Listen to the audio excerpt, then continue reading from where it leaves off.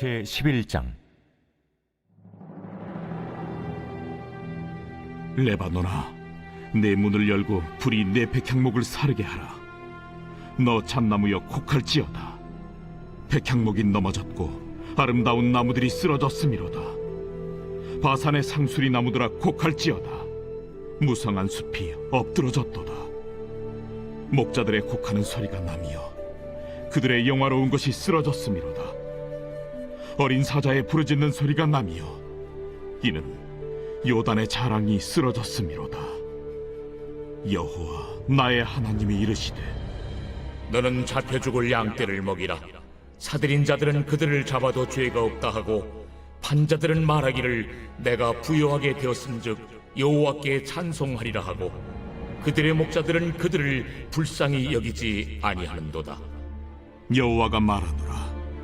내가 다시는 이 땅 주민을 불쌍히 여기지 아니하고 그 사람들을 각각 그 이웃의 손과 임금의 손에 넘기리니 그들이 이 땅을 칠지라도 내가 그들의 손에서 건져내지 아니하리라 하시기로, 내가 잡혀 죽을 양떼를 먹이니 참으로 가련한 양들이라. 내가 막대기 둘을 취하여 하나는 은총이라 하며 하나는 연합이라 하고 양떼를 먹일세. 한 달 동안에 내가 그 세 목자를 제거하였으니 이는 내 마음에 그들을 싫어하였고 그들의 마음에도 나를 미워하였음이라. 내가 이르되 내가 너희를 먹이지 아니하리라. 죽는 자는 죽는 대로, 망하는 자는 망하는 대로, 나머지는 서로 살을 먹는 대로 두리라 하고, 이에 은총이라 하는 막대기를 취하여 꺾었으니 이는 모든 백성들과 세운 언약을 폐하려 하였습니다. 당일에 곧 폐하매 내 말을 지키던 가련한 양들은 이것이 여호와의 말씀이었던 줄 안지라. 내가 그들에게 이르되 너희가 좋게 여기거든 내 품삯을 내게 주고 그렇지 아니하거든 그만두라. 그들이 곧 은 30개를 달아서 내 품삯을 삼은지라. 여호와께서 내게 이르시되, 그들이 나를 헤아린 바 그 삭슬 토기장이에게 던지라 하시기로, 내가 곧 그 은 30개를 여호와의 전에서 토기장이에게 던지고 내가 또 연합이라 하는 둘째 막대기를 꺾었으니 이는 유다와 이스라엘 형제의 의리를 끊으려 함이었느니라. 여호와께서 내게 이르시되, 너는 또 어리석은 목자의 기구들을 빼앗을지니라. 보라, 내가 한 목자를 이 땅에 일으키리니 그가 없어진 자를 마음에 두지 아니하며 흩어진 자를 찾지 아니하며 상한 자를 고치지 아니하며 강건한 자를 먹이지 아니하고 오히려 살진 자의 고기를 먹으며 또 그 굽을 찢으리라. 화 있을진저 양떼를 버린 못된 목자여, 칼이 그의 팔과 오른쪽 눈에 내리리니 그의 팔이 아주 마르고 그의 오른쪽 눈이 아주 멀어버릴 것이라. 사랑하는 큰숙가족 여러분, 좋은 아침입니다. 네, 4월 24일 매일 말씀 시작하도록 하겠습니다. 오늘은 11장 말씀입니다. 네, 어제 본문이었기 때문에 함께 나누지 못했지만 그 10장 말씀에서는요, 하나님께서 유다를 회복시킬 것에 대해서 말씀하셨습니다. 그래서 애굽, 아수르, 길르앗 땅, 레바논으로부터 흩어져 있던 유다 백성들을 모두 돌아오게 하시겠다라는 것이었습니다. 그리고 오늘 본문인 11장으로 넘어오게 되는데요, 11장에서는 다시 냉엄한 현실로 돌아오게 됩니다. 1절부터 3절에서 하나님은 심판을 선포하십니다. 자연의 다양한 이미지를 활용해서 심판의 메시지를 전하고 계시는데, 말씀 보면요, 1절에 보니까 레바논아 내 문을 열고 불이 내 백향목을 사르게 하라 라고 되어 있습니다. 여기서 레바논아 라고 내 문을 열어라 라고 말하는 것은 대적들이 레바논을 침략하는 것을 명령하는 것입니다. 그 명령의 이유가 무엇입니까? 네, 불로 백향목을 삼켜버리기 위함이었습니다. 백향목은 나무 가운데 가장 크며 또 가장 오래 사는 나무라고 합니다. 그래서 솔로몬 왕이 그 성전과 궁전을 지을 때 사용했던 나무이기도 하죠. 오늘 본문에서 백향목은 강력한 권력을 상징하고 있는 것으로서 당시 가장 강력했던 그 페르시아 제국을 상징한다고 볼 수 있습니다. 그리고 2절을 보니까요. 너 잣나무여 고카이치여다 라고 시작하고 있습니다. 여기서 고카이치여다에 해당하는 이 단어, 이 원어 단어는요. 주로 이방 국가에 대한 심판을 선언할 때 사용되어졌던 그런 단어입니다. 본문에서는 왜 잣나무를 향하여 고카라고 했습니까? 네, 백향목이 넘어졌고 아름다운 나무들이 쓰러졌기 때문입니다. 여기서 잣나무와 아름다운 나무는 페르시아 제국에서 일하는 관료들이나 귀족들을 의미하고 있습니다. 페르시아 제국을 상징하는 백향목이 무너지면 그 제국에 속한 관료들이나 귀족들은 그들과 백향목과 같은 운명에 놓이게 된다. 그러니까 페르시아 제국이 무너지면 그들도 다 무너지게 된다라는 것을 의미하고 있는 것이죠. 이어서 이번엔 바산의 상수리 나무들에게 고카라고 말씀하고 있습니다. 상수리 나무 역시 백향목이나 잣나무처럼 매우 큰 나무들로서 팔레스타인 지역에 주로 많이 자란다고 합니다. 그래서 산과 숲으로 둘러싸인 그 바산 지역, 이것은 굉장히 유명했다고 합니다. 당시에 굉장히 울창한 숲으로 유명했던 것이죠. 그런데 그 무성한 숲이 엎드려졌다는 것입니다. 그렇기 때문에 상수리 나무를 향해서 통곡하라 라고 말하고 있는 것이죠. 왜냐하면 아무리 상수리 나무가 훌륭하다 할지라도 산림지역 전체가 다 무너지게 되면 상수리 나무도 다 같이 무너지게 되기 때문이죠. 그리고 3절로 넘어가게 되는데요. 1절과 2절의 통곡의 대상은 레바논의 백향목, 그리고 잣나무, 그리고 바산의 상수리 나무였지만 이제는 목자들이라는 그 사람으로 그 대상이 구체화됩니다. 목자들이 통곡해야 하는 이유가 무엇이었습니까? 그들의 영화로운 것이 쓰러졌기 때문이었습니다. 여기서 목자들은 페르시아 제국의 왕들을 상징하고 있습니다. 하나님께서는 페르시아의 왕이었던 고레스를 목자로 세우셨습니다. 그래서 예루살렘 성전의 재건이라는 임무를 맡겨주셨죠. 그래서 고레스 시대에 이제 이스라엘 백성들이 다시 예루살렘에 돌아가서 성전 재건을 시작했습니다. 그런데 고레스뿐만 아니라 그 뒤에 세워진 왕들도 그 임무를 성실히 다하지는 못했습니다. 따라서 하나님은 그 목자들에 대해서 심판하시겠다라고 지금 선언하고 계신 것입니다. 여기까지가 3절까지의 내용이었습니다. 지금까지 우리는 신탁, 즉 하나님께서 사람을 통해서 말씀을 세상에 선포하시는 그런 모습을 통해서 우리가 말씀을 살펴봤는데요. 4절부터 16절까지는 신탁이 아니라 예언자의 상징적인 행동이 나오게 됩니다. 예언자, 선지자, 이들은 말씀으로만 하나님의 메시지를 전한 것이 아니라 상징적인 행동을 직접 함으로써 하나님의 뜻을 전하기도 했었습니다. 4절부터 6절을 보겠습니다. 4절부터 6절은요, 상징적 행동을 하라는 하나님의 말씀이 나오게 됩니다. 말씀이 나오게 됩니다. 스가랴는 잡힐 양떼를 먹이라는 말씀을 받습니다. 그 양을 사고 파는 사람들은 오로지 그들의 이익에만 관심이 있을 뿐 목자로서 가져야 할 불쌍히 여기는 마음을 가지지 않았습니다. 그리하여서 하나님은 그 땅의 백성들을 불쌍히 여기지 아니하고 또 각기 이방 국가들을 왕의 손에 붙이고 이방 국가들의 왕의 손에 붙이고 그리고 그것을 구원하지 않겠다라고 말씀해주고 있습니다. 그러니까 그 목자들이 양을 돌보지 않은 것처럼 하나님도 너희들을 돌보지 않겠다라고 말씀하고 계신 것이죠. 7절부터 9절에서는 스가랴는 하나님의 명령을 따라서 양을 키우게 됩니다. 그리고 그 막대기 2개를 취해서 하나는 은총, 하나는 연합이라고 이름을 붙여서 이제 양들을 키우게 됩니다. 은총이라는 것은 오늘 본문에서 은총은 이스라엘 백성에 대한 하나님의 사랑을 의미하고 있습니다.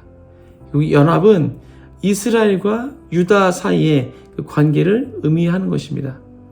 하나님은 한 달 동안에 3명의 악한 목자를 처벌하십니다. 그 결과 양들은 세 갈래로 나눠지게 되죠. 죽거나 망하거나 서로 살을 먹는 그런 상황이 되어지게 됩니다. 그리고 10절부터 14절에서는 스가랴는 상징적 행동으로 은총이라는 막대기를 꺾습니다. 이것은 스가랴가 하나님으로부터 받은 그 양떼를 위해 받은 그 위임이 끝났다는 것을 나타내는 것입니다. 더 이상 양떼를 돌보지 않아도 되는 것이죠. 즉 계약이 파기된 것입니다. 선한 목자는 백성들을 다스리던 목자들, 즉 통치자들과의 관계도 파기하게 된 것입니다. 그는 자신이 받은 목자로서의 임금, 그 삭신, 은 30세기를 성전 보고에 던집니다. 왜냐하면 자신은 하나님을 위해서 일한 것이지 이 돈을 받기 위해 일한 것이 아니기 때문입니다. 그리고 두 번째 막대기인 연합을 꺾습니다. 이스라엘과 유다 사이 존재했던 형제로서의 의도 끝났음을 상징하는 것입니다. 그리고 15절부터 17절까지 보게 되면 스가랴는 우매한 목자의 역할을 해야 함을 암시적으로 시작합니다. 하지만 스가랴가 상징적인 행동을 했다라고는 이제 말씀이 나오지는 않습니다. 16절에 보니까요, 하나님은 우매한 한 목자를 세우고자 하십니다. 이 우매한 목자는 없어진 자에 대해 관심이 없고, 흩어진 자를 찾지 않고, 상한 자를 고치지 않고, 강건한 자를 먹이지 않고, 오직 살찐 자의 고기만을 자신이 먹고 양떼를 잔인하게 다루어 그 굽을 찢습니다. 이 악한 목자는 어떻게 되는가 하면 칼이 팔과 오른쪽 눈에 내려져서 팔이 아주 마르게 되고 오른쪽 눈이 아주 멀어버리게 되는 그런 결과가 되어집니다. 이것이 이제 11장의 전체적인 내용이었습니다. 오늘 본문에 대해서 굉장히 좀 장황하게 설명을 드렸는데, 내용을 요약해 보면 그 핵심은 두 목자에 관한 이야기라고 할 수 있습니다. 한 목자는 양을 살리는 목자입니다. 목자들은 어떠한 그 사명을 가지고 있습니까? 목자들은 좋은 풀을 양들에게 먹이는 것이 그들의 사명입니다. 따라서 양들을 좋은 초장으로 인도하고 양들을 살찌우는 일에 전념하게 되는 것이죠. 그리고 그 목자들은 마음의 안타까움을 느껴서 잡아먹히게 되는 양들, 또 길을 잃은 양들, 또 웅덩이에 빠지는 양들을 보게 되면 굉장히 안타까운 마음이 들고 또 그들을 살리기 위해서 노력을 합니다. 이러한 목자들은 선한 목자입니다. 한편 다른 목자, 바로 악한 목자겠죠. 악한 목자의 특징은요, 양들을 키우는데 관심이 없습니다. 따라서 이 악한 목자는 양들을 돌보지 않습니다. 악한 목자는 철저하게 양들을 잡아먹는 데만 관심이 있습니다. 양들의 그 고기와 뼈는 물론이고 말구까지 찢어가면서 자신의 유익에 사용한다는 것이죠. 이 악한 목자는 이스라엘의 악한 지도자들을 의미하기도 합니다. 미가서에 보니까요, 미가서 3장에 보니까 악한 목자들의 행동을 아주 적나라하게 묘사하고 있습니다. 말씀 한번 읽어드리겠습니다. 너희가 선을 미워하고 악을 기뻐하여 내 백성의 가죽을 벗기고 그 뼈에서 살을 뜯어 그들의 살을 먹으며 그 가죽을 벗기며 그 뼈를 꺾어 다지기를 냄비와 솥 가운데 담을 고기처럼 하는도다. 미가서에서는 악한 목자에 대해서 이렇게 묘사를 하고 있습니다. 스가랴서에서 하나님은 선한 목자로서 궁극적으로 하나님께서 이스라엘의 참된 목자가 되어서 양떼인 그의 백성들을 구원하실 거라고 약속하고 계십니다. 그리고 신약 성경에서는요, 예수님은 우리의 선한 목자로 나타나십니다. 선한 목자의 역할에 대해서 예수님께서 어떻게 말씀하셨습니까? 양으로 생명을 얻게 하고 더 풍성하게 얻게 하려는 것이다 라고 말씀하고 계십니다. 뿐만 아니라 예수님은 선한 목자의 역할에 대해서 양을 위하여 목숨을 버리는 자라고까지 말씀하셨습니다. 아무리 훌륭한 목자라 할지라도 양을 위해서 자신의 목숨을 버리는 자는 버리기까지는 너무나 어려울 것입니다. 여기에서 우리는 선한 목자의 새로운 상을 찾을 수 있는 것입니다. 예수님께서는 백성들을 위해서 자신의 목숨마저 버릴 줄 아는 희생적인 지도력을 보여주셨습니다. 십자가 사건에 담긴 희생과 사랑이 바로 그것인 것이죠.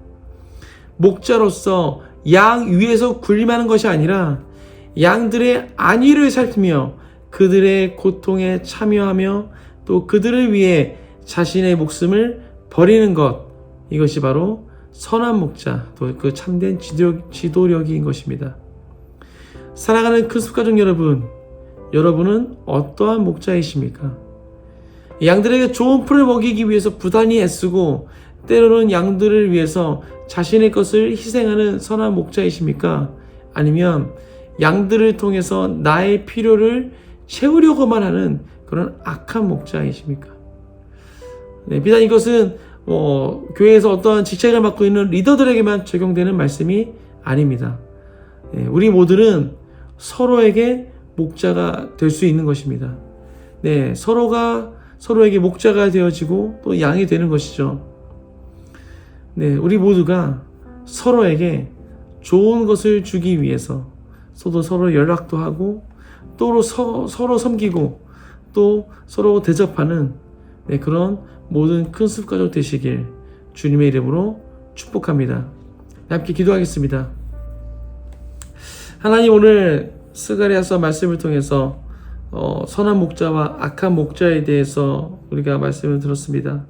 하나님, 정말 악한 목자는 그 양에 대해서는 관심이 없습니다. 자신에게 맡겨진 양들에 대해서 관심이 없는 자입니다. 오히려 그 양들을 통해서 자신의 이득을 취하려는 자입니다. 하지만 선한 목자는 양들을 정말 잘 키우기 위해서 그들을 좋은 푸른 초장으로 이끌고 잘 먹이고 잘 돌보는 자, 또한 때로는 그 양들을 위해서 자신의 목숨까지도 내어주는 그런 목자가 바로 선한 목자이라고 배웠습니다. 하나님, 하나님께서 우리에게 선한 목자가 되어주십니다. 또 예수 그리스도께서 우리에게 선한 목자가 되셨습니다. 하나님, 우리가 그 예수 그리스도를 본받아 우리가 서로에게 선한 목자가 되게 하여 주옵소서. 우리에게 허락하신 그 자녀들에게 우리가 선한 목자가 되게 하시고, 우리에게 허락하신 그 부서 우리 아이들에게 선한 목자가 되게 하시고, 또 우리의 셀원들에게 우리가 선한 목자가 되게 하시고, 또 우리가 서로에게 선한 목자가 되게 하여 주옵소서. 그래서 우리 금숙 가족 안에 그 그리스도의 사랑이 흘러 넘칠 수 있도록 우리 가운데 역사하여 주옵소서. 아버지, 우리가 그렇게 서로를 섬기는 섬김의 리더십이 될 수 있도록 함께 할 줄 믿습니다. 그렇게 역사하여 주옵소서. 이분들 말씀 예수 그리스도의 이름으로 기도했습니다. 아멘.